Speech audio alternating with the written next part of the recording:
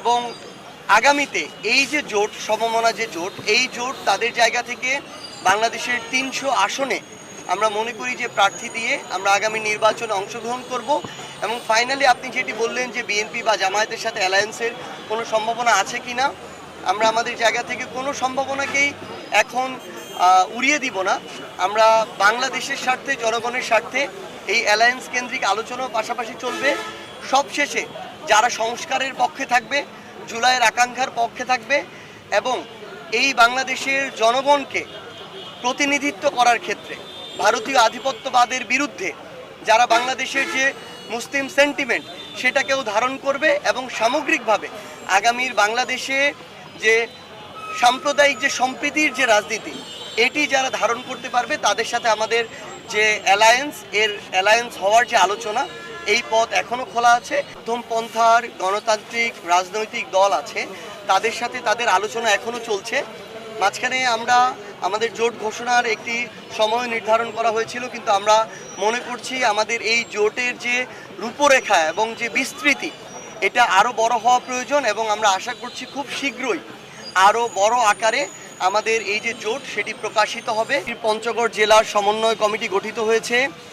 আমরা আমাদের জায়গা থেকে সর্বোচ্চভাবে চেষ্টা করেছি যে এই মানুষগুলোর এই জেলায় ভালো ইমেজ আছে, যে এই মানুষগুলো তাদের জায়গা থেকে মানুষের কাছে গ্রহণযোগ্য এবং রাজনৈতিক অভিজ্ঞতার জায়গাও আছে, রাজনৈতিক সচেতনতা আছে, আমরা তাদেরকে নেওয়ার চেষ্টা করেছি।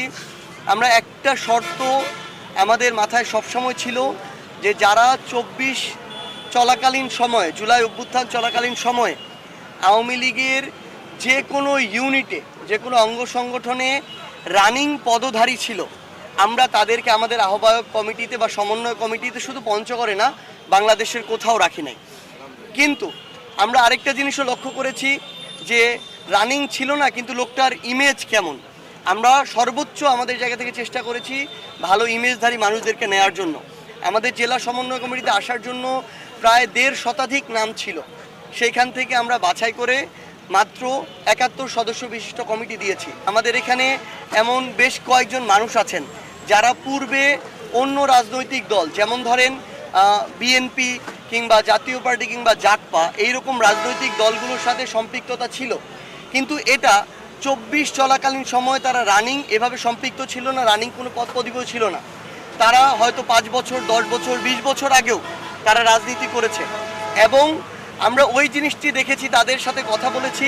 তারা বলেছে যে তারা ওই সময় তাদের ওই রাজনৈতিক কালচার এবং তাদের যে রাজনৈতিক রীতিনীতি, তাদের নেতাকর্মীদের অন্তর যে দ্বন্দ্ব কিংবা শৃঙ্খলার যে অবস্থা, সামগ্রিক বিষয়ে তারা বিরক্ত হয়ে ওই চর্চা এবং আদর্শের সাথে নিজেদেরকে না মিলাতে পেরে তারা রাজনীতি থেকে ইস্তফা দিয়েছিল, দূরে সরে গিয়েছিল। যখন তারা দেখছে এনসিপি নতুন করে দুর্নীতি, চাঁদাবাজি, সিন্ডিকেট, টেন্ডারবাজি থেকে শুরু করে সকল অপকর্মের বিরুদ্ধে দাঁড়িয়ে নতুন রাজনীতির চর্চা করছে এবং লড়াইটা চালিয়ে যাওয়ার চেষ্টা করছে, তারা আমাদের এনসিপিতে আসতে আগ্রহ দেখিয়েছে এবং আমরাও তাদের সার্বিক খোঁজ খবর নিয়ে তাদেরকে এনসিপিতে নিয়ে এসেছি। আমরা বিশ্বাস করি আমরা সবাই একসাথে কাজ করে আগামীর পঞ্চগড়কে আমাদের প্রত্যাশিত এবং কাঙ্ক্ষিত পঞ্চগড় হিসেবে গড়ে তুলব ইনশাআল্লাহ। আমরা মনে করি যে খুব শীঘ্রই এটার আমরা একটা সুন্দর সমাধান দেখতে পাবো। একদিন আগে জাতীয় নাগরিক পার্টি এনসিপি